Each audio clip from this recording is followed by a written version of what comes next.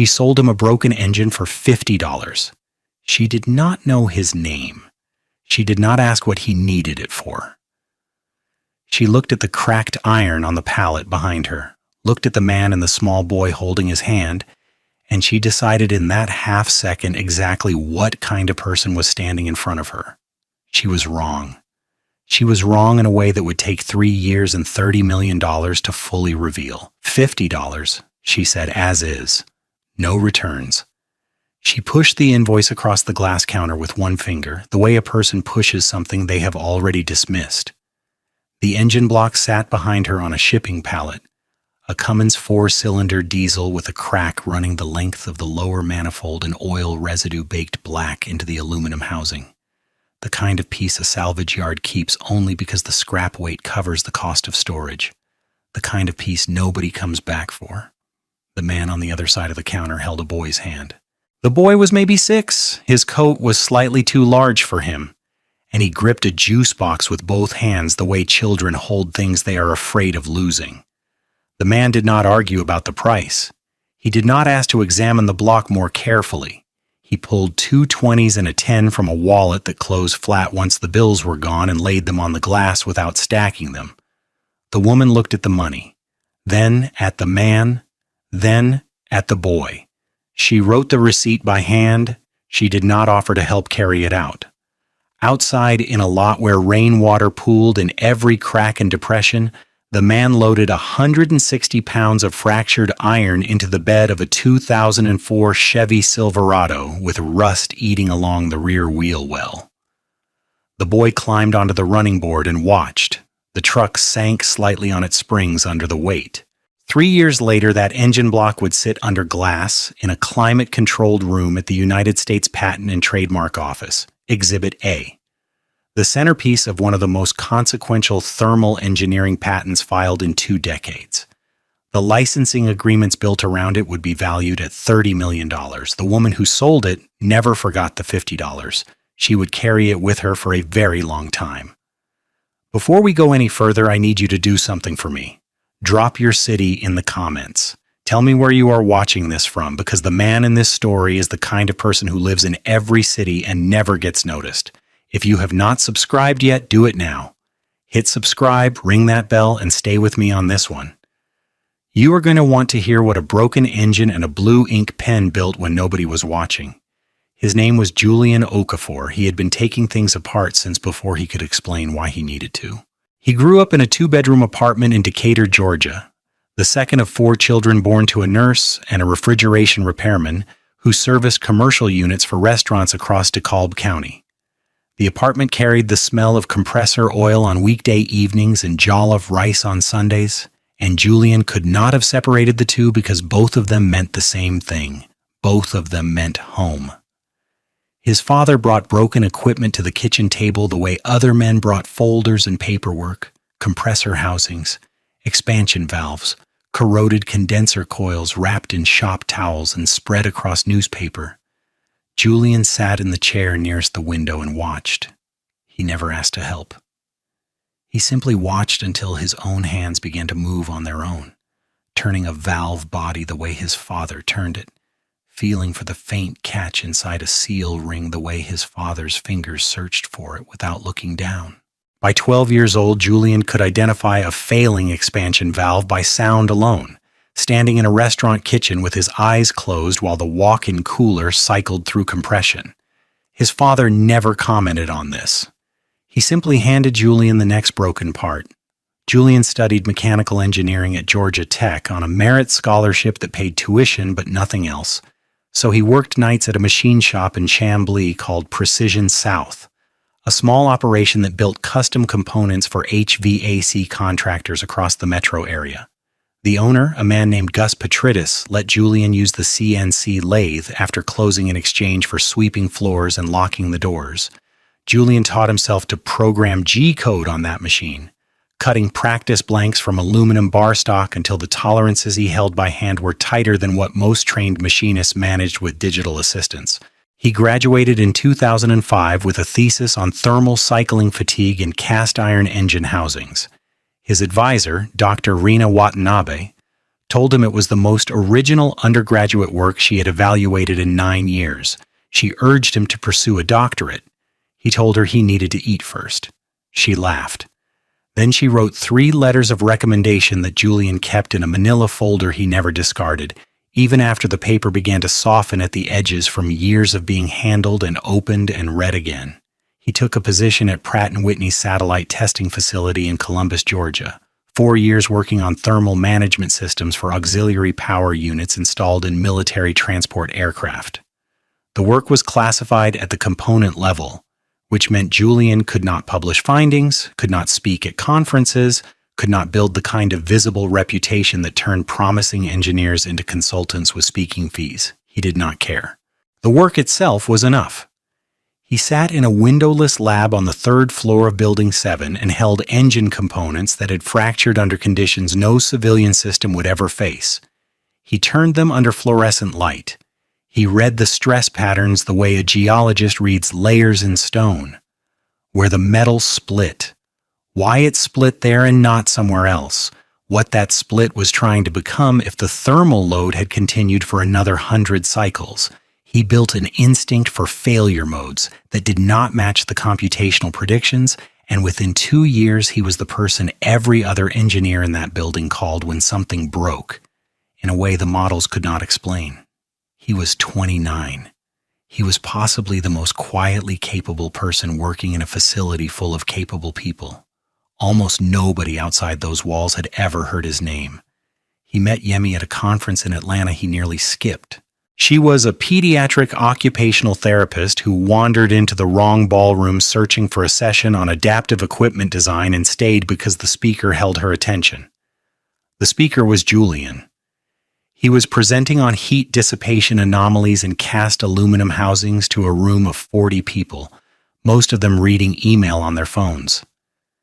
Yemi sat in the last row and listened to every word for 40 minutes. Afterward, she walked to the front and told him she understood almost nothing he said, but that something about his voice made her want to learn. He asked if she wanted coffee. She said she wanted lunch. They walked to a Vietnamese restaurant on Buford Highway where she ordered for both of them, and he let her because every choice she made turned out to be right. They were married 14 months later in her mother's backyard in Lithonia. She wore a dress she had sewn by hand. He wore a tie she selected because she knew he could not be trusted to match colors on his own. Their son Kofi arrived in 2013, 7 pounds 4 ounces. He had Yemi's wide and watchful eyes, and her habit of tilting his head slightly to the left whenever he was considering something he was not yet ready to say. Yemi called it the processing tilt. She first pointed it out to Julian one evening when Kofi was 8 months old, studying a set of stacking cups with the concentration of someone handling something fragile and important. After that, Julian noticed it every time the boy encountered anything new, a sound, a texture, an object with parts that moved. First the tilt, then the reach. Always that sequence, always with the same unhurried patience. Yemi died in 2017, a Tuesday morning in March. The azaleas along the front walk had just begun to open, an aneurysm, sudden, complete. It happened while Kofi was at preschool, and Julian was working in the machine shop he had built in their garage after leaving Pratt & Whitney to consult on his own. She had been standing at the kitchen counter packing Kofi's lunch. The sandwich cut on the diagonal, apple slices in a silicone bag, a folded napkin with a small drawing of a cat in blue ink because blue was the only color she ever used for the napkin drawings, and Kofi had come to believe that the blue drawings were messages from a secret version of his mother who lived somewhere inside the ink itself. Julian found her when he came inside to refill his coffee. The mug was still in his hand when he dropped to the floor beside her. Paramedics arrived in 6 minutes. It made no difference. Julian does not speak about that morning. Not to colleagues, not to friends, not to the therapist he saw for 11 months at a practice in Hayesville. What he does instead is this. Every morning before Kofi wakes, he stands at the same counter and packs the boys' lunch in the exact order Yemi packed it. Sandwich first, cut diagonal, never horizontal. Apple slices in a silicone bag, never plastic. A folded napkin with a drawing on it. Always an animal. Always in blue ink. Julian is not an artist. His giraffes have legs that go on too long. His rabbits have ears too round. The tails on his cats curve in directions no actual tail would follow. Kofi has never once complained about any of them. The napkin goes on top, drawing side down so that opening it at lunch is still a surprise. Julian has done this every single morning for 6 years without missing one. He buys the blue pens in boxes of 12 from the office supply store in Murphy and keeps them in the top drawer of the filing cabinet in the garage, beside the folder holding Rena Watanabe's recommendation letters. After Yema's death, Julian moved with Kofi from Columbus to a small rented house in Brasstown, North Carolina, a town of fewer than 400 people in the far western corner of the state, pressed against the Tennessee border, sitting in a valley where cell reception dropped to a single bar after dark, and the cost of living could be survived on freelance engineering income. He chose Brasstown because it was quiet, because the elementary school was a 7-minute walk from the front door, because the property had a detached 2-car garage that Julian transformed into a functioning machine shop within his first month there. He insulated the walls himself using rigid foam board and mineral wool. He poured his own workbench slab from concrete he hauled in the Silverado from a materials yard in Andrews. He wired a 3-phase power converter because the equipment he was building demanded consistent voltage.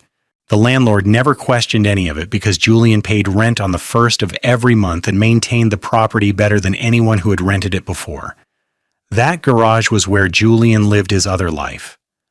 During daylight hours, he was the quiet single father who walked Kofi to school at 7:45 each morning, who nodded at the crossing guard, a retired woman named Mrs. Dockery who told Kofi to have a blessed day every time she saw him, who shopped at the Ingalls on Route 64 and never left unpaid items sitting in the self-checkout area.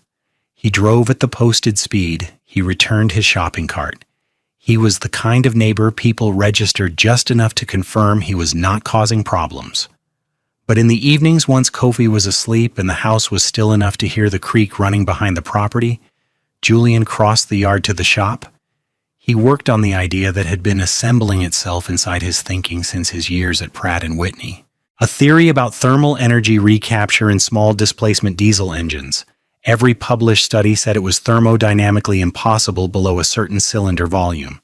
Heat losses too scattered, surface area to volume ratios too unfavorable, casting geometries too inconsistent to sustain the pressure differentials that energy recovery required.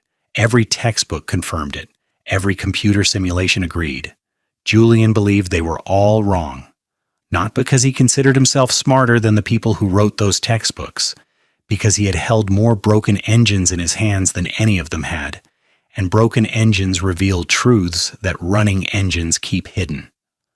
The block he purchased from Ridgeline Salvage for $50 was a 2002 Cummins 4BT, 4-cylinder diesel, originally manufactured for light commercial trucks and generator applications.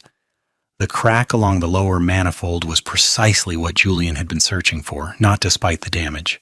Because of it.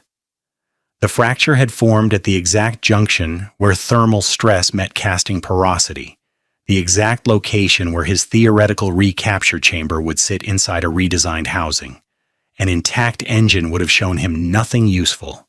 A broken one showed him everything. The crack was a map. It traced the thermal gradient where heat energy concentrated during cycling, the path every simulation claimed was too diffuse to harvest. The crack proved the simulations wrong because the metal had fractured at exactly the point where the energy was most intense. Julian did not need the engine to work. He needed to understand what happened when it failed. The woman who sold it understood none of this. She looked at him and saw a man purchasing scrap. Her name was Gail Brennan. She had managed Ridgeline Salvage for 11 years, ever since her husband Dale suffered his first stroke on the shop floor and lost the ability to run the operation or lift anything heavier than a coffee mug. She was 63, sharp-jawed, efficient, proud of having kept a business alive through 2 recessions, a pandemic, and the slow disappearance of independent diesel shops that had once formed the backbone of her customer base. She understood engines the way a librarian understands a filing system, by location, by category, by condition, not by what might live inside them as theory. She could assess a part by weight and model year and casting stamp faster than anyone in Clay County, and she had earned that ability through years of proving herself behind a counter where men twice her size regularly tested whether she belonged there. She had won the respect of every mechanic and fleet manager within 40 miles.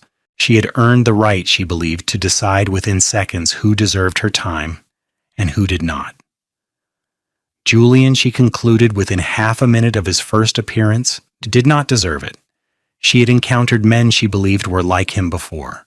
Men who drifted through the yard slowly, who handled parts without clear intent, who asked the kind of questions that suggested their expertise came from watching a video online. She saw the boy standing beside him. She saw the truck. Old, but clearly not a working vehicle. No toolbox bolted in the bed, no wear marks on the hitch receiver, no grease embedded in the steering wheel. She noticed that Julian did not speak the way she expected a man searching for a 4BT block to speak. He did not reference manifold gasket surfaces or head bolt torque values or casting dates. He pointed and asked the price.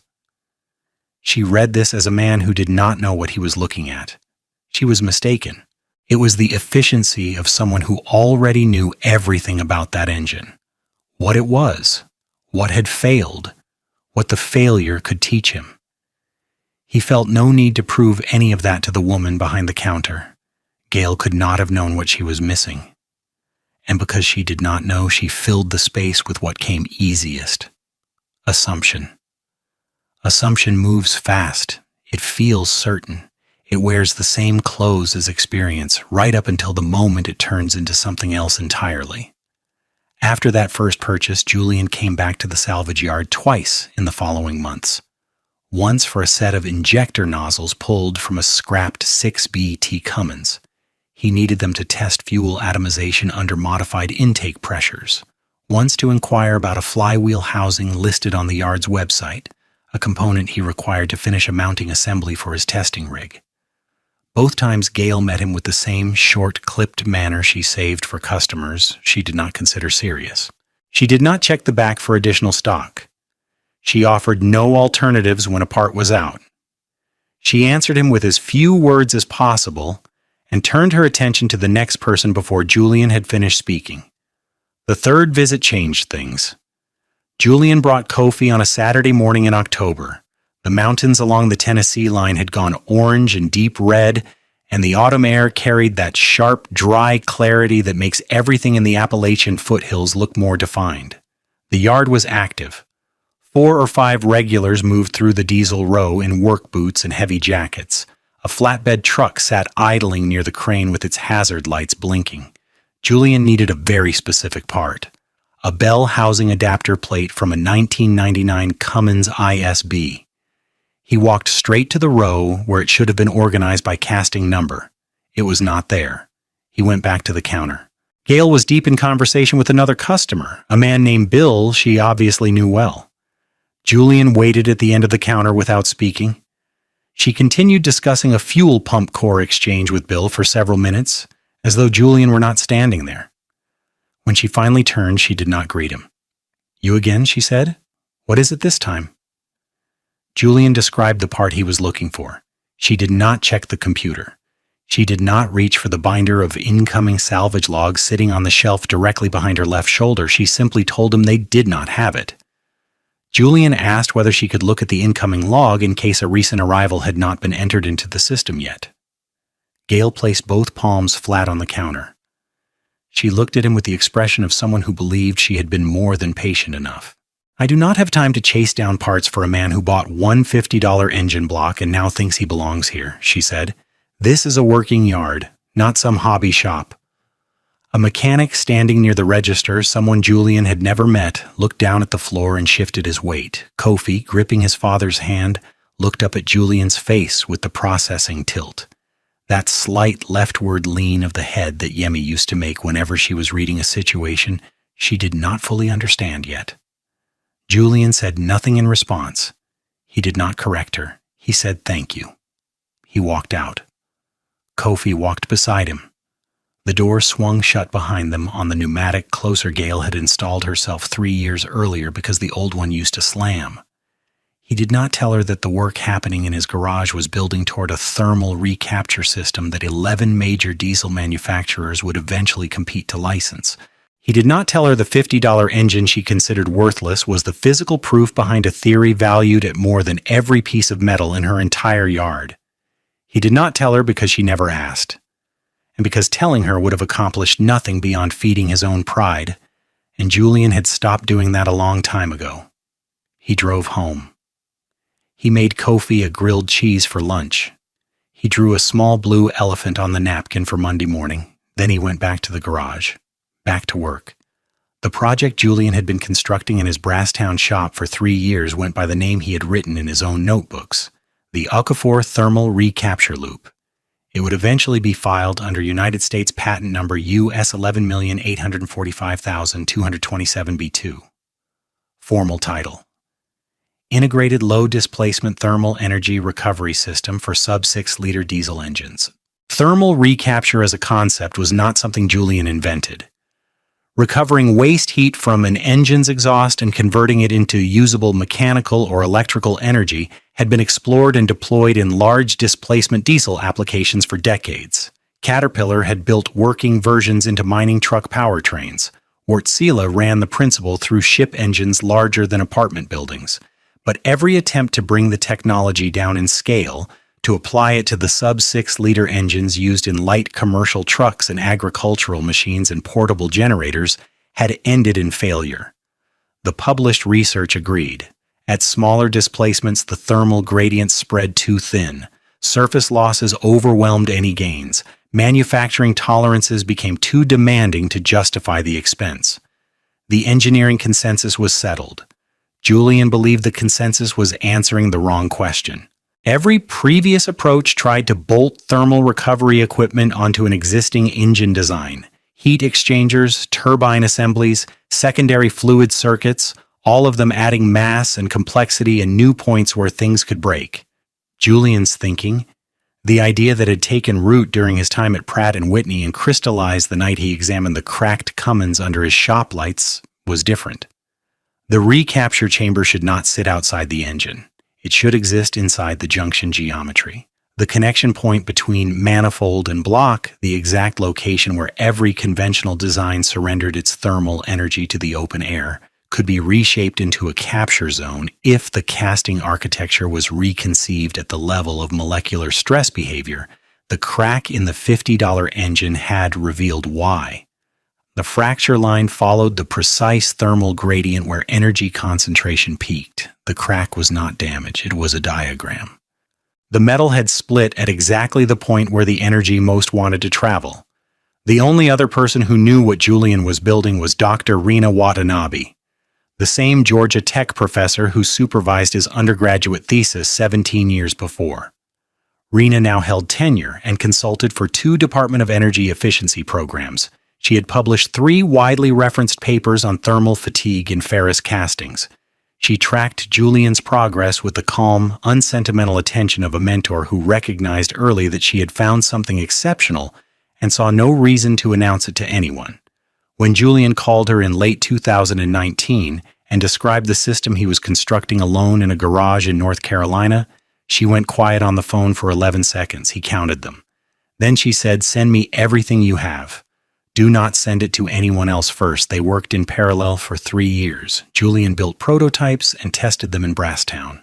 Rina ran computational fluid dynamics modeling at Georgia Tech, checking Julian's physical measurements against her simulations. When the simulations disagreed with what Julian measured, they rebuilt the simulations because Julian's data did not lie. She introduced him to a patent attorney named Franklin Goss at an Atlanta firm that handled mechanical engineering intellectual property. Franklin's retainer cost $4,000. Rina paid it out of her own consulting fees. She told Julian he could repay her once the patent found a buyer. Julian told her he would repay her whether it sold or not. She told him to stop talking and keep building. The prototype that would become Exhibit A was built from the $50 Cummins 4BT block, a thermal recapture chamber Julian machined himself from 316 stainless steel on the manual lathe at his workbench, and 12 thermal sensors he soldered using a reworkstation purchased at an electronics surplus shop in Asheville for $90. Total material cost under $900. The instrumented testing rig he assembled to measure recovery output needed another $2,000 in equipment, most of it loaned by a HVAC contractor in Hayesville, who owed Julian for diagnosing a heat pump malfunction that 3 previous technicians had failed to identify. Julian paid for everything from freelance consulting work. Some months the money was thin. He never missed a rent payment. He never missed a napkin drawing. The patent application went in during March of 2022. It was granted that December. An uncommonly fast approval that Franklin credited to the strength of the empirical evidence and the unusual precision of Julian's written specification. Julian had composed all 47 pages himself. Longhand drafts in a composition notebook first, then typed at the kitchen table after Kofi fell asleep. The examiner's office returned it without requesting a single revision. Franklin said that had happened exactly twice in his 22 years of practice. Licensing interest began arriving by spring of 2023. Cummins was first through their Advanced Technology Division in Columbus, Indiana. Then Detroit Diesel, operating under the Daimler umbrella, then Volvo Penta, whose marine diesel group recognized immediate applications, then a group of 3 European manufacturers whose names Julian was prohibited from sharing under the mutual NDA that Franklin had drafted with penalty structures, Julian considered excessive and Rena considered perfectly reasonable. The total licensing framework would guarantee $30 million in royalties across 12 years, with escalation triggers tied to fuel efficiency targets that Julian's system outperformed by margins wide enough that engineering teams at 2 of the firms demanded independent retesting because they assumed the original data contained measurement errors. It did not. Julian's numbers were accurate. They had always been accurate. Instruments have no pride. They simply record what exists. The first formal offer reached Julian's phone while he stood in the garage at 11 on a Wednesday morning in May. The screen protector was cracked, and he had not replaced it. Kofi sat on a metal stool a few feet away, working through second-grade math problems on a clipboard propped against his knees, swinging his legs because the stool was too high for his feet to touch the floor. The boy looked up at the engine on the bench. The one with the stainless chamber fixed to the manifold junction and thermal sensor wires trailing outward like thin veins. "Dad," he said, "why does that engine look like a robot's stomach?" Julian glanced at it. He said it was just a project. Kofi considered this. Then he said, "Mama would want to see it?" Julian placed the phone face down on the workbench. He looked at his son for a long time. Long enough that Kofi tilted his head and waited. "Yeah, buddy," Julian said quietly. She would. He did not look at the email again until the boy was asleep. Now go back to that Saturday morning in October at Ridgeline Salvage, the flatbed still rumbling by the crane, the regulars picking through the diesel row, Kofi standing beside his father holding a juice box with both hands. This time the story does not stop in the parking lot. A silver Dodge Ram swung into the yard 30 seconds after Julian walked out the door. The woman who climbed out was Dr. Rena Watanabe, 61 years old, 5'3", wearing a Georgia Tech pullover and a pair of reading glasses pushed up on her forehead. She had been driving since 5 that morning from Atlanta because Julian had mentioned the bell housing plate and she wanted to see the prototype assembly with her own eyes. She had not warned him she was coming. Rena enjoyed surprises. She also enjoyed watching capable people get underestimated because it gave her something satisfying to set right. She walked into the salvage office and asked Gail Brennan whether a man had just been in looking for a Cummins bell housing adapter plate. Gail confirmed he had. Rena asked what Gail told him. Gail said she told him they did not carry one. Rena placed a portfolio case on the counter and unzipped it. Inside was a printed copy of patent application US 11,845,227 all 47 pages. Julian's name on every single one. "That man," Rena said, and her voice carried the kind of controlled calm that unsettles more than any raised tone ever could, is the most gifted thermal systems engineer I have encountered in 30 years of teaching and professional consulting. The engine block you sold him for $50 is the physical proof of concept behind a technology that will reshape fuel efficiency standards for every mid-range diesel engine built in the coming decade. Multiple major manufacturers are already negotiating licenses, and you just told him you did not have time to look through your own records. Gail stared at the pages. She looked at Rena. She looked through the front window at the parking lot where Julian was lifting Kofi into the truck. The boy pressed his forehead against the passenger window before the door closed, leaving a small smudge of fog on the glass that would vanish before they reached the highway. Gail said nothing. There was nothing she could have said that would have been sufficient, and whatever else might be said about Gail Brennan, she understood that much in the moment. Julian noticed Rena's truck as he pulled toward the exit. He stopped. She walked across the gravel and passed a folded document through his window. "Franklin needs your signature by Monday," she said. "And I'm following you to Brasstown to look at that prototype. You had better have coffee waiting because I have been on the road since 5 and I have not eaten." Julian said she did not have to make the drive. Rena said she knew that. Kofi leaned forward from the back seat. His juice box was empty. His head carried that familiar tilt. "Are you the engine lady?" he said. Something shifted in Rena's expression. The look of a woman who had spent decades inside rooms built from numbers and metal, and had just been reminded in one sentence that none of it mattered unless it reached the people sitting in the back seat. "I guess I am," she said. They took separate trucks to Brasstown. Rena followed Julian along Route 64, past the Ingalls, past the elementary school, past Mrs. Dockery's house, with the garden flags flapping in the October wind, into the gravel driveway where the Silverado had pressed 2 shallow tracks over the years. Inside the garage, Julian walked her to the prototype. Rena stood before it without speaking. She touched the stainless recapture chamber with one fingertip. She studied the sensor leads. She traced the fracture line in the Cummins block, the crack that started everything. "This is the one, Julian," she said. "This is the real thing." He already knew. He had known since the night the crack showed him where to look. Gail Brennan drove home that afternoon on Route 64. She passed the Ingalls. She passed the school. She passed the turn that led to the street where Julian Okafor lived with his 6-year-old son. She did not take it. She drove all the way home and pulled into her driveway and sat in the car with the engine idling and the radio silent. She thought about what she said. "You again?" She thought about the boy standing at the counter looking up at his father. She thought about the handwritten invoice and the $50 and the way she had slid it across the glass with a single finger. She thought about 11 years of running the salvage yard alone and the pride she had built around her ability to read people, to know in 30 seconds who was worth her time. She thought about how that pride had quietly become something else, how the quickness of her judgment had grown into a wall, how comfortable it had become to stand behind that wall and never once consider what she could not see from the other side. She thought about what Reina Watanabe had placed on her counter. 47 pages.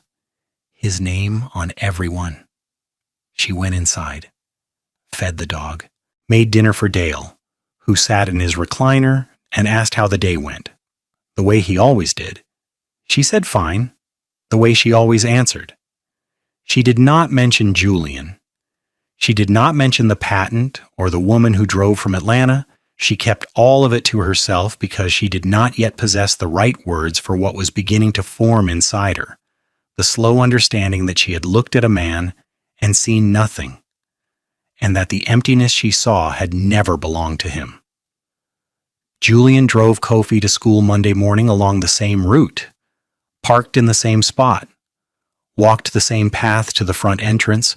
Kofi held his lunch bag in his left hand and wore his backpack over both shoulders, and just before he stepped through the doors, he stopped and looked up at his father with the tilt.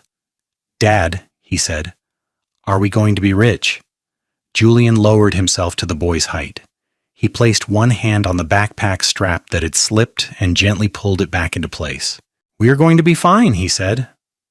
Kofi looked at him with that same unhurried patience he brought to everything. "That is not the same thing," Kofi said. Julian nearly smiled. He said no, it was not. But fine was good enough for today. Kofi accepted this with a single nod, the way children accept answers they fully intend to return to when they're ready. He walked inside. Julian watched through the glass doors until the boy turned the corner toward his classroom. Then he walked back to the truck and sat behind the wheel with the engine off and both hands resting on top of it. A cardinal landed on the fence post near the bus lane. The crossing guard waved from the sidewalk. He raised a hand in return. That afternoon, Franklin called. The initial Cummins licensing agreement had been fully countersigned. The first royalty installment, $1.2 million, would arrive within 90 days. Julian said thank you. He told Franklin how much he valued everything. Then he ended the call and stood alone in his kitchen holding the phone, the way a person holds something that has just changed the scale of their life without changing anything about the way they live it. Rena sent a single text, "Told you so." He replied with a period. She sent back a laughing face.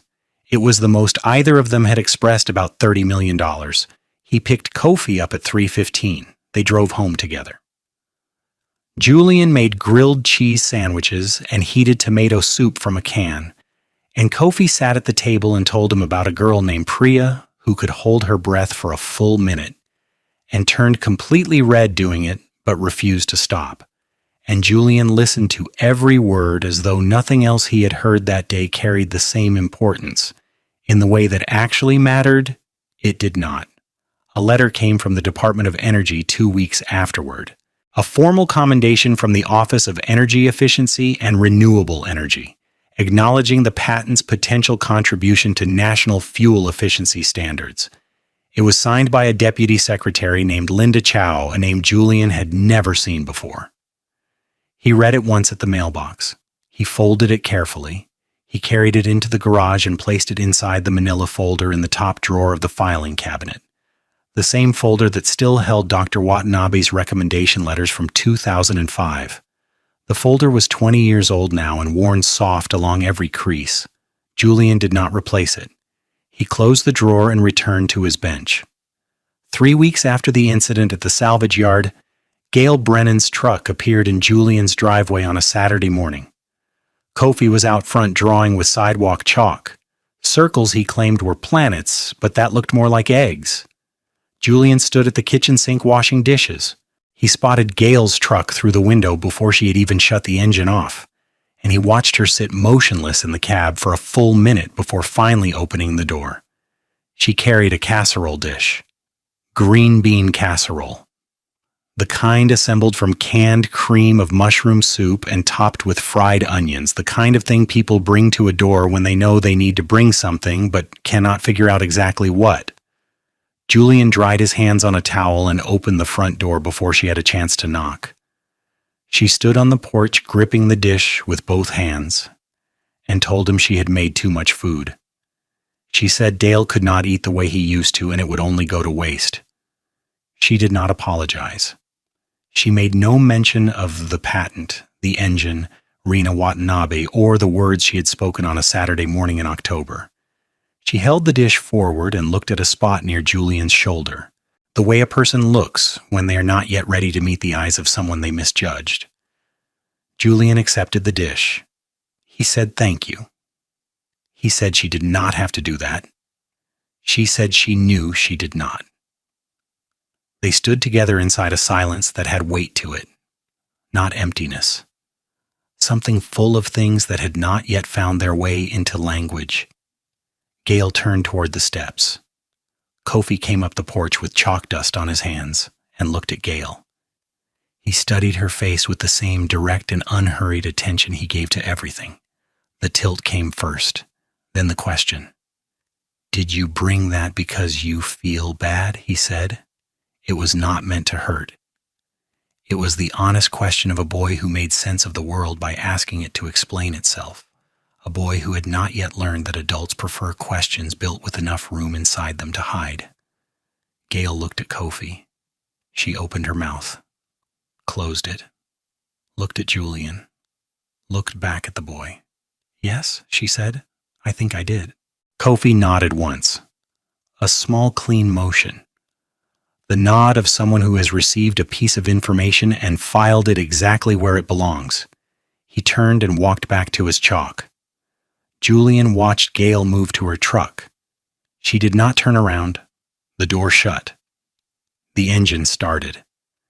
She reversed out of the driveway slowly, carefully, the way a person drives when they are no longer fully certain of the things they used to trust about themselves. Julian brought the casserole inside and placed it on the counter, the same stretch of countertop where Yemi once stood on Tuesday mornings, packing lunches, drawing animals in blue ink on folded napkins for a boy who believed the drawings held something of his mother inside them. Julian did not eat the casserole that evening. He put it in the refrigerator and closed the door gently, the way a person closes something they are not yet finished thinking about. On a Sunday evening in late November, cold enough that his breath showed white in the garage, Julian stood at the workbench and looked at the prototype for a long time. The $50 Cummins block rested in its cradle. The stainless recapture chamber bolted to the manifold junction. Thermal sensor leads still wired in place, each one labeled in Julian's small and even handwriting. It looked like exactly what it was. A machine assembled by a man who understood failure well enough to see what broken things were trying to become. He reached for the label maker on the shelf above the bench. He typed 5 words. He pressed the strip onto the base of the engine block. Centered. Level. The way he did everything. Okafor thermal recapture loop. Prototype 1. He switched off the shop lights. He pulled the garage door shut. He crossed the yard toward the house where the kitchen light glowed warm through the window and the faint sound of a television carried through the wall. Kofi watching something about animals before bed. Inside, the boy had fallen asleep on the couch. A chapter book lay open on his chest. A story about animals who could speak. The kind of story Yemi would have read aloud using a different voice for every character. Julian lifted the book carefully and marked the page with a napkin from his shirt pocket. One he had drawn that morning. A blue giraffe with legs slightly too long. He set the book on the side table. He pulled the blanket from the back of the couch and laid it across his son without waking him. He stood in the doorway for a moment, kitchen light behind him. Nothing to hear but the house settling and the boy breathing.